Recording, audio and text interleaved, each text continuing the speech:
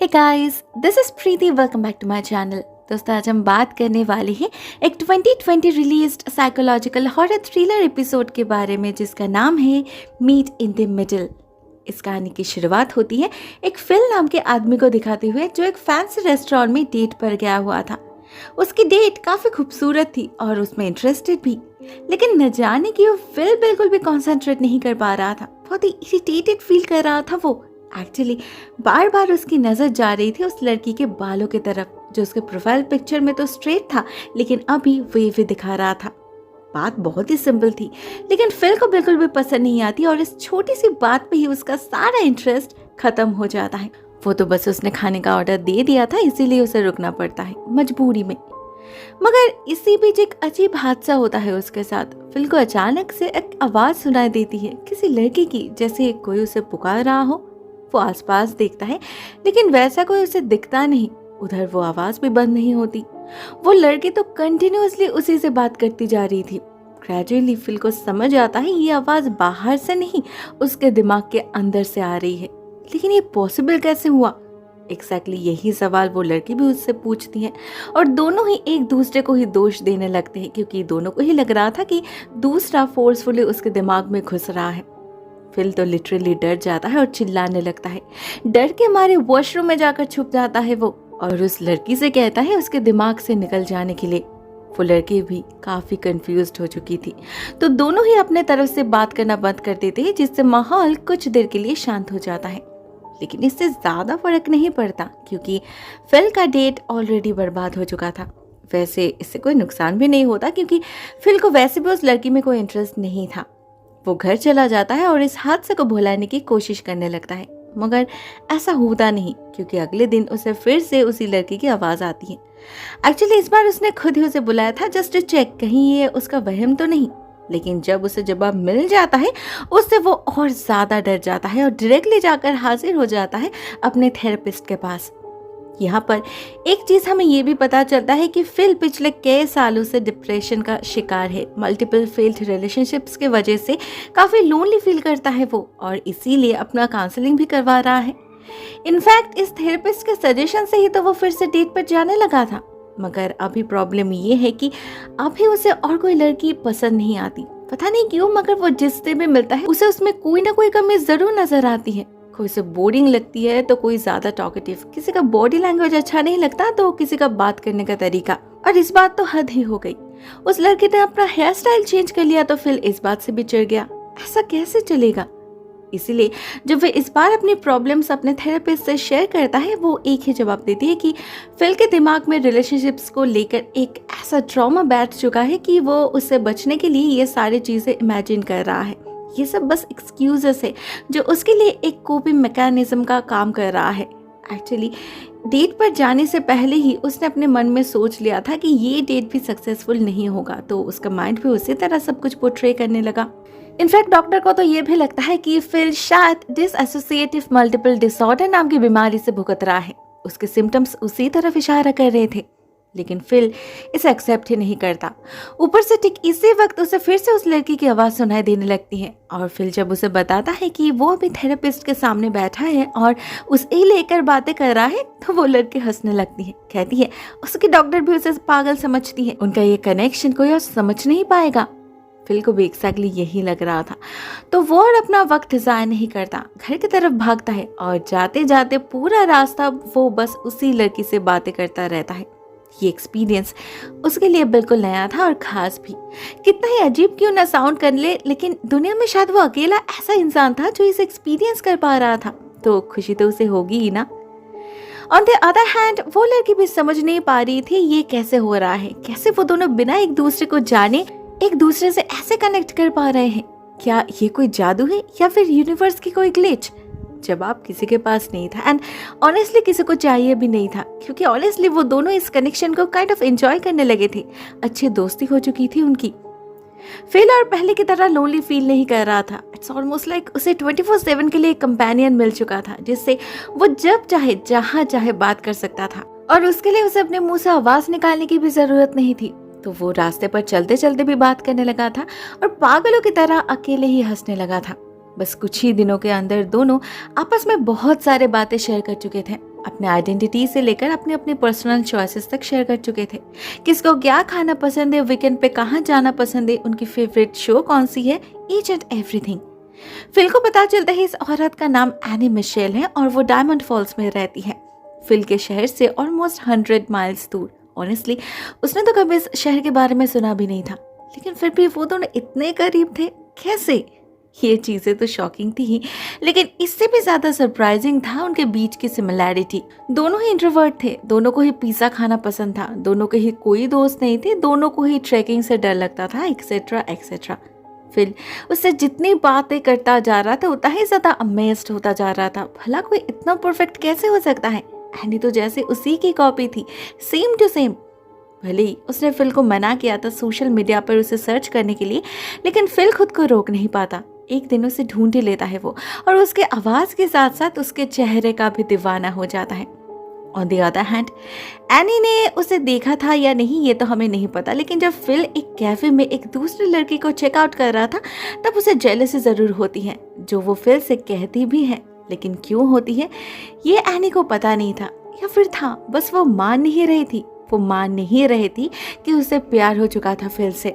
Fill का हाल भी वही था, लेकिन उसके लिए ये फीलिंग्स हाइड कर पाना इतना आसान नहीं था। उसे अपनी सोलमेट मिल चुकी थी और इंतजार किस बात का?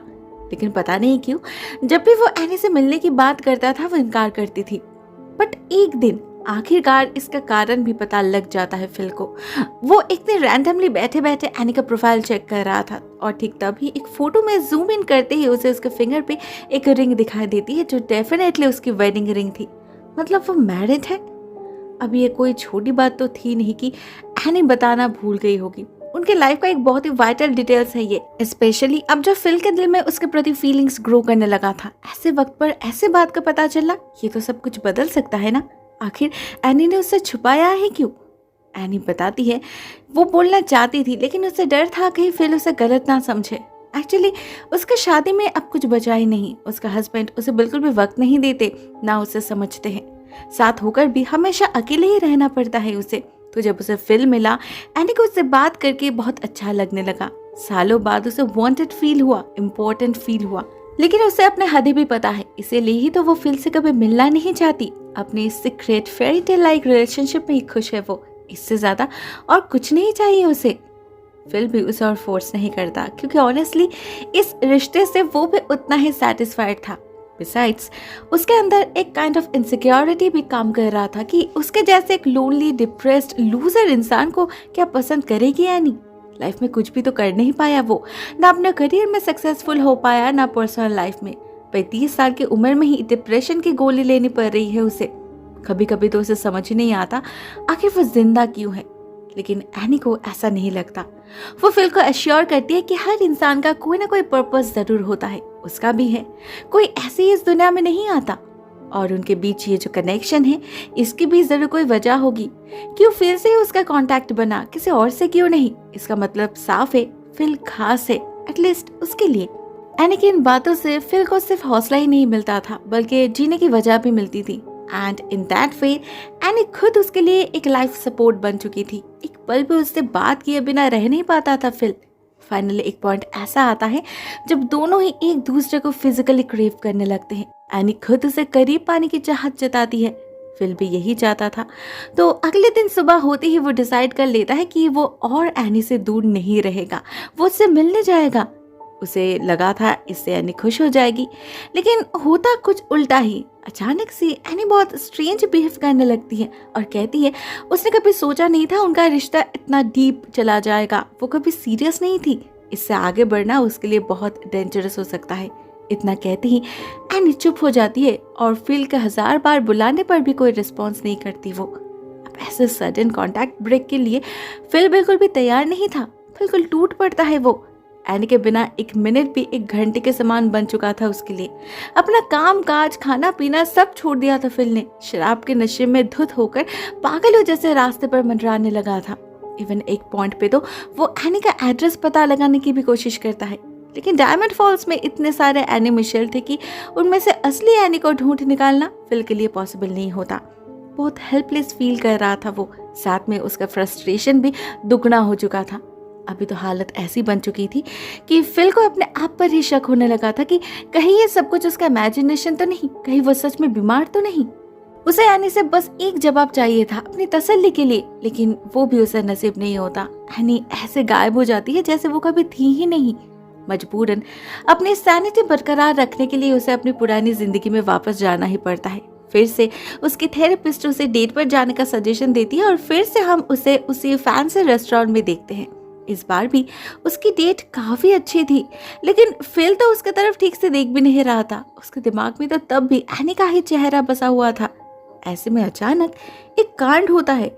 ऑल ऑफ अ सडन उसे एनी की आवाज सुनाई देती है जो कहती है उसने इंटेंशनली कांटेक्ट बंद नहीं किया था। वो इतने दिनों से बहुत बीमार थी, कंप्लीट बेड रेस्ट में थी, इसीलिए शायद कांटेक्ट हो नहीं पा रहा था। मगर इससे एक फायदा जरूर हुआ। उसे इस बात की रियलाइजेशन हो गई कि वो फिल से कितना प्यार करती है। उसने भी फिल को इक्वली मिस किया है और उसने ये भी डिसाइड कर लिया है कि वो और उससे दूर नहीं रहेगी, कभी नहीं। वो फिल को मिलने बुलाती है, नहीं डायमंड फॉल्स में नहीं, उसे बस आधा रास्ता जाना था। वो दोनों पिल्सन बीच स्टेशन पर मीट करने वाले हैं जो उनके रास्ते का बिल्कुल मिडिल पॉइंट है। नाउ ऑब्वियसली ये सुनकर तो फिल खुशी से उछलने लग जाता है। अचानक से ऐसे चिल्लाता है जिससे पूरा रेस्टोरेंट ही उसे पागल समझने लगता है, स्पेशली उसकी डेट। जिससे फिल को कोई फर्क नहीं पड़ता। वो फिर से सिर्फ बिल पे करके ही वापस आ जाता है और तैयार होने लगता है अपने सोलमेट से मिलने जाने के लिए।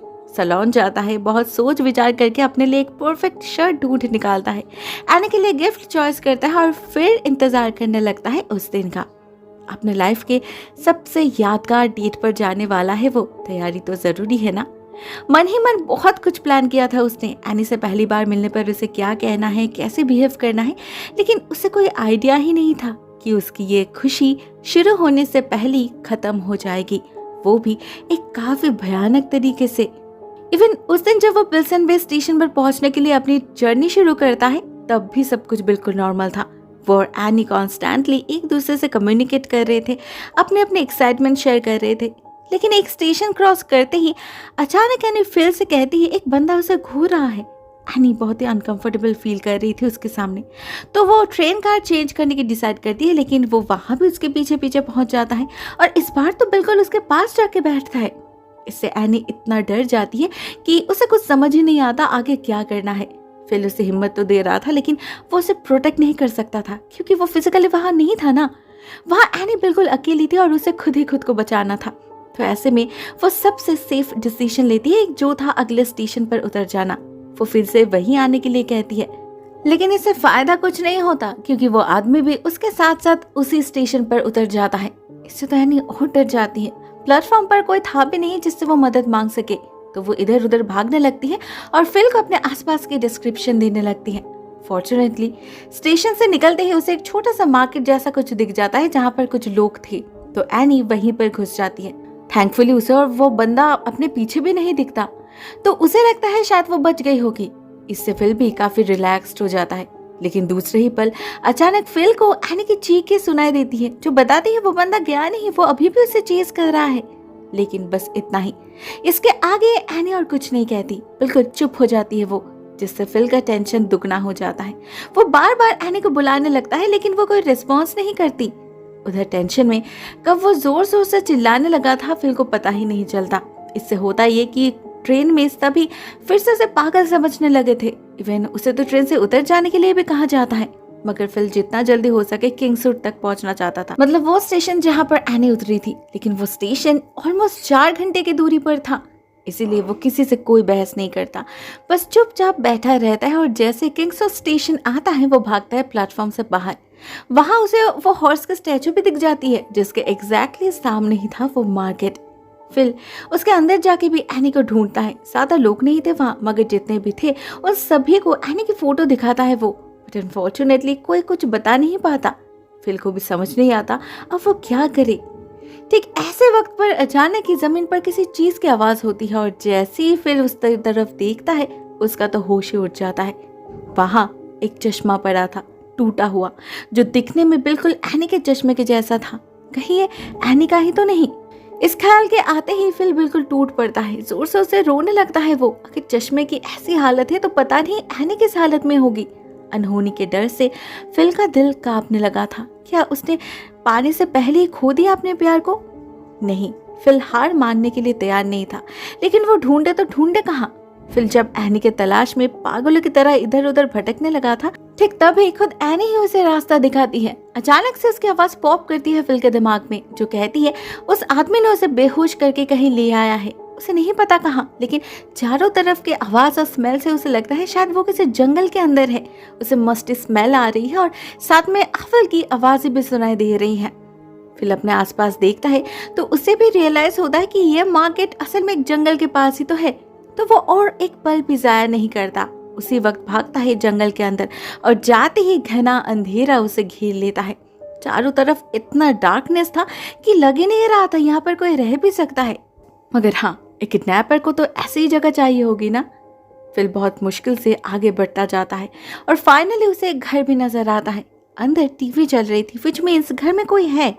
जब वो नॉक करता है तो कुछ देर बाद एक आदमी दरवाजा खोलता है, जिसकी दाढ़ी थी और जिसने एक प्लेट शर्ट पहना था। फिल जब उससे पूछता है उसने किसी लड़के को छुपा रखा है या नहीं, वो अचानक ही बहुत अग्रेसिव बिहेव करने लगता है। तो फिल का भी शक बढ़ जाता है। ऊपर से एनी जब एग्जैक्टली ऐसा ही डिस्क्रिप्शन देती है तब तो और वो खुद को रोक ही नहीं पाता। बिना कुछ सोचे समझे उस पर झपट पड़ता है फिल, और पहले घूसे से उसके बाद एक कैटल स्टिक से मार मार के उसका माथा ही कुचल देता है। उसे कुछ बोलने का मौका ही नहीं देता। फाइनली उसका होश लौटता है एक बच्ची की आवाज से, जो अपने डैड को बुला रही थी। मगर उसके डैड तो वहां बेजान पड़ा था, खून में लथपथ। कुछ देर बाद वहां एक और आवाज भी सुनाई देती है फिल को, जिसे वो पहचानता था। ये एनी की आवाज थी। उसी के बुलाने पर तो यहाँ आया था वो, उसी को बचाने। तो उसे लगा था एनी उसे देखकर खुश हो जाएगी, खुशी से गले मिलेगी उसकी। लेकिन यहाँ तो कुछ और ही सीन चल रहा था। हम एनी को देखते हैं नाइट गाउन में, और वो बच्ची उसे माँ बुला रही थी। फिल को तो पता ही नहीं था उसकी एक बेटी भी है। हम एनी को देखते हैं नाइट गाउन में, और वो बच्ची उसे माँ बुला रही थी। फिल को तो पता ही नहीं था उसकी एक बेटी भी है। वो हैरान तो होता है, लेकिन इससे भी ज्यादा शॉकिंग उसे एनी का बर्ताव लगता है। वो तो जैसे फिल को पहचान ही नहीं पाती। इवन जब फिल उसे अपना आइडेंटिटी बताता है तब भी नहीं। उल्टा वो चिल्लाने लगती है, उसे मर्डरर बुलाती है और एक चाकू भी उठा लेती है उसे मारने के लिए। फिल सच में कुछ समझ नहीं पाता, आखिर एनी उससे ऐसे बिहेव क्यों कर रही है। वो तो उसी को बचाने यहाँ आया है ना। लेकिन फिल उससे कुछ पूछ पाए उसका मौका ही उसे नहीं मिलता। उससे पहले ही वहां पुलिस आ जाती है और फिल को अरेस्ट कर लेती है। एनी उसके सामने गवाही देती है कि यही वो पागल है जिसने उसके घर में घुस के उसके हस्बैंड का खून किया है। लाश भी पुलिस के सामने ही पड़ी थी, जिसका खून फिल के पूरे शरीर और कपड़ों पर लगा था। शक की कोई गुंजाइश ही नहीं दिखाई, ना पुलिस के लिए और ना फिल के लिए। फाइनली पुलिस कार में बैठे बैठे एक बहुत बड़ा रियलाइजेशन हिट करता है फिल को। फाइनली वो समझ पाता है उसकी थेरेपिस्ट सही कहती है, वो सच में मेंटल पेशेंट है, पागल है वो। तभी तो सिर्फ अपने इमेजिनेशन के भरोसे इतना कुछ कर बैठा। तभी तो एनी उसे पहचान नहीं पाई, क्योंकि शायद वो उसे सच में नहीं जानती।